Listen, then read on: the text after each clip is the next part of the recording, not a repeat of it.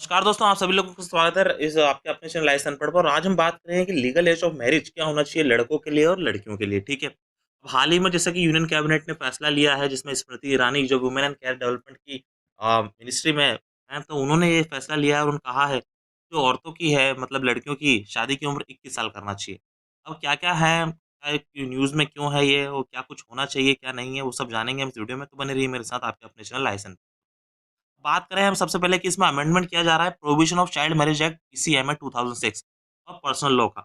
इसमें कहा गया है कि the legal age of marriage होगी वो 18 साल से 21 साल की जाएगी। तो ये जो डिसीजन लिया जा रहा है, ये डिसीजन लिया जा रहा है 4 मेंबर टास्क फोर्स जो पूर्व समता पार्टी चीफ थी जय जेटली के आधार पर। ठीक है, मैं बता दूं टास्क फोर्स क्या होता है, अगर आपको नहीं मालूम। टास्क फोर्स देखिए क्या होता है, एक सेटअप किया जाता है जिसमें एग्जामिन किया जाता है एज ऑफ मैरिज को, कि किस आधार पर आप 18 साल से 21 साल कर रहे हैं। जैसे कुछ आधार क्या होगा, हेल्थ इश्यू, सोशल इंडेक्सेस, के सोशल फैक्टर होते हैं, जैसे इन्फेंट मोर्टेलिटी होना, मैटरनल मोर्टेलिटी होना, बच्चे माँ और बच्चे की जब न्यूट्रिशन लेवल की कमी होना, जब माँ अगर कम उम्र में बच्चा पैदा कर देती है, क्या दिक्कतें आती हैं, उनके आधार पर इस एज को मतलब इस चेंजेस को रखा गया है जय जेटली ने, ठीक है, कमेटी ने।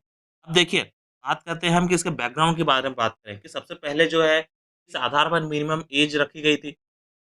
सबसे पहला आता है शारदा एक्ट 1929। देखिए शारदा एक्ट 1929 अगर पूछा जाए, सबसे पहला मैं कहूँगा लॉ था जिसमें minimum age of marriage describe की गई थी, प्रिस्क्राइब की गई थी कि मिनिमम एज इतनी होना चाहिए। लेकिन बाद में इसका नाम चेंज कर दिया गया, इसका नाम हो गया शारदा एक्ट 1929 से चाइल्ड मैरिज रिस्ट्रेंट एक्ट 1929, जिसे कहा गया सीएमआरए 1929। ठीक है, 1978 में लॉ को थोड़ा कुछ अमेंड किया गया, जिसमें लड़कियों के लिए शादी की उम्र 18 साल कर दी गई, लड़कों के लिए 21 साल कर दी गई। ठीक है, ये आपको समझना होगा।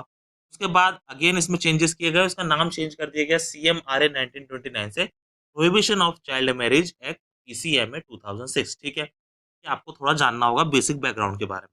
लेकिन अब बात करते हैं कि अगर हम उम्र बदलते हैं लड़कियों की और लड़कों के लिए शादी के लिए, तो डिफरेंट डिफरेंट रिलीजन में क्या-क्या संविधान है, उनमें कॉन्स्टिट्यूशन में क्या-क्या हक है।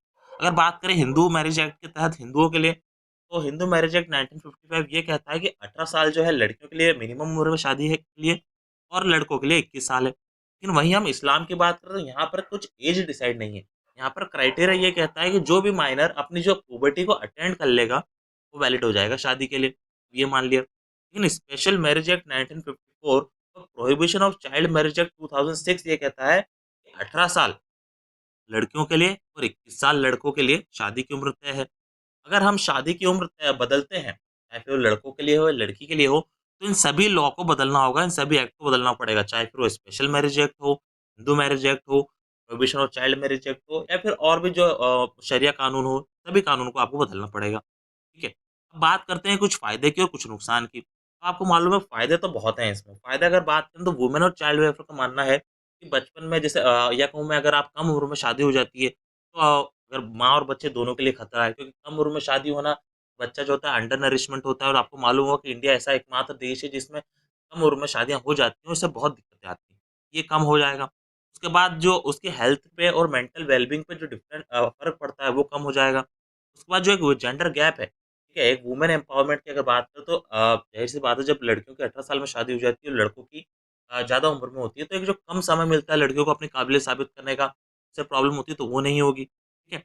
और इससे ये होगा कि हम चाइल्ड मैरिज को रोकने में आसानी आसानी होगी, ये ऐसा मानना है सरकार का। लेकिन अगर इसके कुछ नुकसान की बात करें तो नुकसान का ये कहना है कि मतलब अगर चाइल्ड मैरिज हम मैरिज की बात करें, तो रोकना थोड़ा मुश्किल है। क्योंकि अगर हम अलग-अलग कम्युनिटीज़ की बात करें, चाहे फिर वो ट्राइबल कम्युनिटी हो, शेड्यूल मेंबर्स हों, जिसमें अलग-अलग 70% ऑफ मैरिज जो होती हैं, वो अंडरग्राउंड हो जाती है बिना बताए। आपको बताया नहीं जाता और वो शादियाँ हो जाती हैं।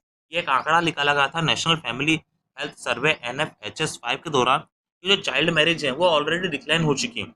2015-16 में जो आंकड़ा 27% पे था, वो 19-20 में आंकड़ा 23% पे आकर रुक गया है। कहीं न कहीं चाइल्ड मैरिज रुकी भी है। अब हम बात करें इसके नुकसान की, तो देखिए लैक ऑफ एजुकेशन, बहुत सारी औरतें जो होती हैं मतलब कम पढ़ी-लिखी होती हैं, ठीक है? जिनकी शादी हो जाती है तो उनको इतना नॉलेज होता नहीं है कि कब किस उम्र सही है, क्या उम्र गलत है, ठीक है? तो इस कारण से ये भी दिक्कत है।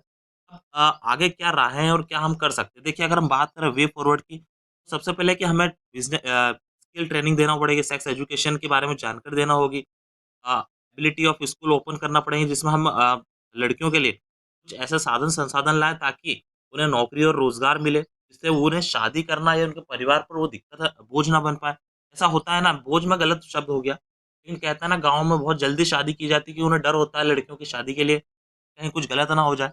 अगर वो पढ़ी-लिखी होंगी, समझदार होंगी, अगर वो अपना धंधा-पानी खुद कर सकती हैं, डिपेंड होने की ज़रूरत नहीं पड़ेगी, उनसे परिवार को भी दिक्कत नहीं होगी, राइट?